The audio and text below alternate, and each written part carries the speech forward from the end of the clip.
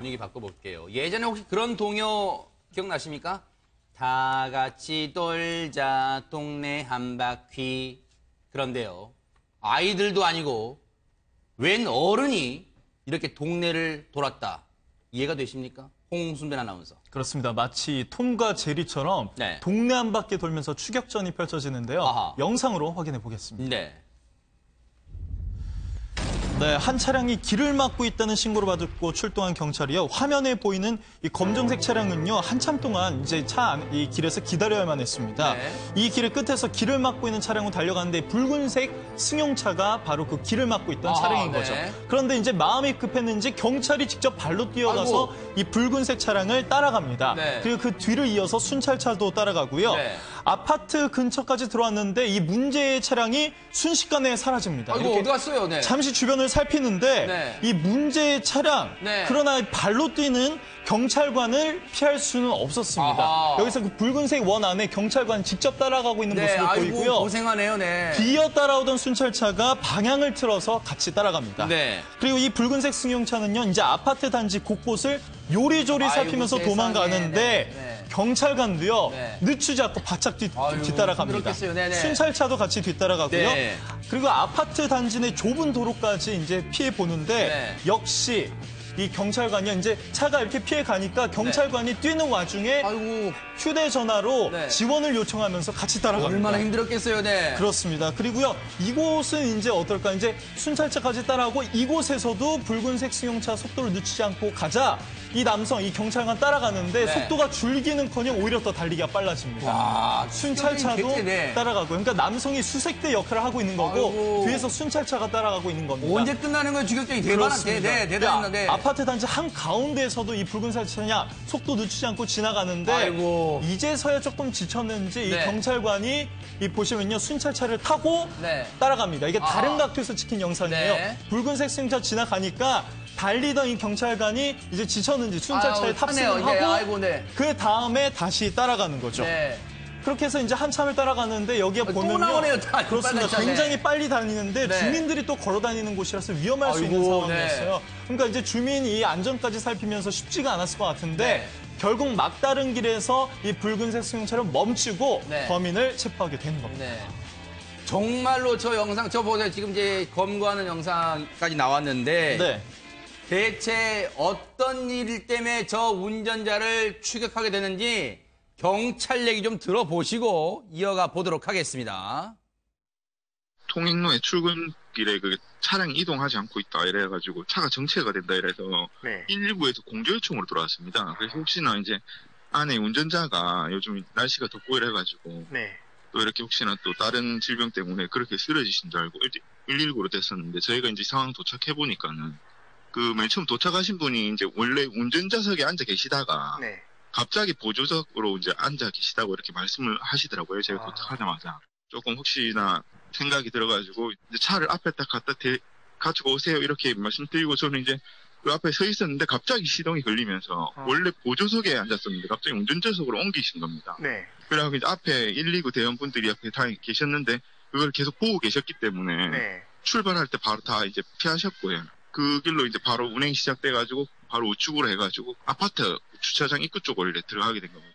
가도 막다른 길이라서 나올 수는 없는데 혹시나 네. 가다가 그분이 따로 뭐 내려가지고 도주하시거나 이러시면 현장에서 근거 안 되고 또 혹시라도 따로 사고가 날 수 있기 때문에 끝까지 쫓아갔다가 나중에 처음에는 한동안 그 편도 왕복 2차로인데 그곳을 막고 있으니까 지금 주민들이 신고했을 거 아니에요. 아, 이 차 때문에 지금 못 가고 있어요. 119에서 공조 요청이 들어와서 경찰까지 왔는데 지금 들으신 대로 이 사람이 조수소로 갔다가 다시 운전석에 와서 붕 떠났답니다. 기이하잖아요, 행동이. 이 기이한 행동이 여기서 끝난 게 아니었습니다. 경찰 얘기 마저 듣고 이어가 보도록 하겠습니다. 마지막에도 근거 되시고 나서도 운전자석에서 갑자기 네. 그 보조석으로 타셨어요. 그래가지고 너무 빠르게 옮겨 타셔서 저희도 못 보고 갑자기 보조석에서 또 누워 계시더라고요. 문 열으라고 이렇게 제가 수차례 얘기를 했는데 네. 문을 안 열으니까 근데 저희도 이제 혹시나 또 2차 사고 때문에 3단봉으로 이렇게 유리를 이제 가격해가지고 혹시라도 이렇게 안에 그 문만 따서 이제 내리시게끔 하려고 네. 이렇게 하니까는 갑자기 그때 이제 눈 비비는 척 하시면서 도어 버튼 여시면서 내리시더라고요. 내리시면서 뭐 무슨 일이냐면서 그 선생님 여기 운전하셔가지고 여기까지 오시게 됐다면서 여기 어디신지 아십니까? 그러니까 여기 어딘데요? 이러면서 막 그냥 내리셔가지고 아니, 여묘님, 저 남성, 저 운전자의 기이한 행동, 진짜 저 남성 왜 그런 겁니까, 대체? 술이 덜 깨신 거예요. 아, 술 때문이었어요? 간단해요. 아하. 그 당시에 측정한 수치가 네. 0.2 가까이 나왔다면 아이고. 이미 주무셨을 거 아니에요. 어느 네. 정도. 그러니까 주무시고 나서 0.2 정도 나왔다면 네. 하이리님 없이 대충 적용을 해도 2병 이상을 드셨다는 얘기인데 네. 이분이 자기 감당이 안 됐던 거죠. 특히 이거는 우리나라뿐만 아니라 일본이나 프랑스에도 최근에 문제가 되고 있는 게 네. 아침에 출근 시간에 도로 한복판에 떡하니 차가 주차가 돼 있어요. 아. 도로 한복판에요. 네. 경찰관이 깨워보면 술 먹고서는 자기가 집 앞에 주차한 줄 알고 네. 차 위에서 자는 거죠. 이분도 아. 그런 상황이었다고 좀 판단이 들고요. 네. 경찰이 그 문을 두드리고 919 구급대원들이 문 여서야 하는 순간에 네. 이 남성은 당황을 했을 겁니다. 술이 취한 상태에서 잠은 깼고 당황을 하니까 이 상황에서 내가 어떻게 이걸 피해가지 이게 고민을 해본 거죠. 네. 거기에 두 가지를 한꺼번에 했다는 게 문제입니다. 네. 하나는 본인이 운전을 안 했다고 조수석에 계속 앉아 있었던 관계가 없는데 네. 그 상황이 여의치 않으니까 또 운전을 해서 네. 뭐 이렇게 도피 상황을 계속 만들었고요. 네. 또 다시 잡히니까는 또 눈을 감은 채로 조수로 또 뛰어갔다. 네. 이 상황에서 제가 볼 때는 만취 상태에서 네. 도저히 사리 분별이 안 되는 상태에서 사고를 네. 치지 않았나 이렇게 생각이 됩니다. 아, 저 때가요, 7월 28일 아침 8시 25분쯤이었습니다. 그런데 이 남성, 검거된 남성 음주 측정 결과 0.192. 0.192예요. 면허 취소 수치가 0.1부터인데 0.1 2배예요. 면허 취소 수치 2배 달합니다. 지금 그런 상황인데 오죽했으면 손 변호사님, 네. 경찰 입장에서도 이 사람이 차를 멈추고 이제 잡기 직전인데 그래도 차 문을 안 여니까 차 유리창을 3단봉으로 부수려 했대요. 만약에요. 이건 만약인데 끝까지 문을 안 열어서 3단봉으로 부쉈다면 혹시 경찰이 그거 다 물어줘야 되는 거예요? 정당한 공무집행이고 아하. 또 당시에 2차 피해 등을 우려했다라는 네. 그런 이야기 있거든요. 그렇다고 한다면은 그런 경제적인 부분에 있어서도 경찰이 책임지는 상황은 발생하지 않지 아하, 않겠느냐. 네. 오히려 운전자를 보호하기 위한 행위로도 볼 수 있지 않을까 그렇게 생각이 됩니다. 네. 이 사람이요, 술 냄새가 어느 정도 나면, 났겠죠, 당연히. 엄청나게 술 냄새가 났다면 잡으려고 했다 보니까. 그런데 그때 뭐라 했냐면, 화장실 가야 된다. 변호사랑 얘기해야 할 것 같다. 이런 횡설수설을 했다고 합니다. 최명규 원장님, 술을 얼마나 먹어야지 0.192까지 갑니까, 대체? 아마 이 사람은 아마 새벽 한 서너 시까지 네. 그냥 뭐 양주건 소주건 계속 마셨을 거고요. 세상에, 네. 그때 이분이 생각이 왔다 갔다 한 거예요. 그래서 이제 처음에는 네.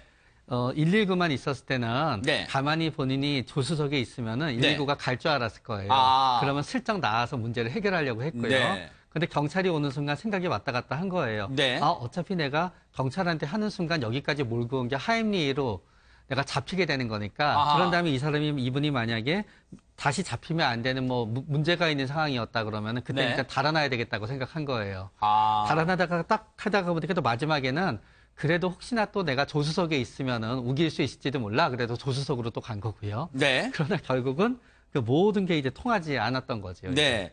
근데 홍수민 아나운서, 지금 저 영상 보면 추격전이 그 좁은 이면도로뿐만 아니라 아파트 단지 내에서도 막 계속됐잖아요. 네. 상당히 위험했을 것 같아요. 그렇습니다. 아까 영상에서도 보셨지만 한 이 노인분이 지나가는 장면도 있었습니다. 네. 자칫하면 사람을 칠 수 있는 상황이었는데 네. 여러 가지 좀 이제 경찰들도 네. 신경을 쓸 게 많았던 것 같습니다. 해당 아파트 경비원분 얘기를 들어보니까요. 저 도주 차량을 피하려다가 자전거 타신 분이 넘어지기도 했대요. 그리고 단지 내에는요. 당시에 뭐 아파트 단지다 보니까 아이들도 뛰어다니는 그런 매우 위험한 상황이었습니다. 한순간의 어리석음 때문에요. 자칫 큰 화를 부를 뻔한 그런 사건이었습니다. 반성하시고 이참에 술 끊으세요. 반성하시기 바랍니다.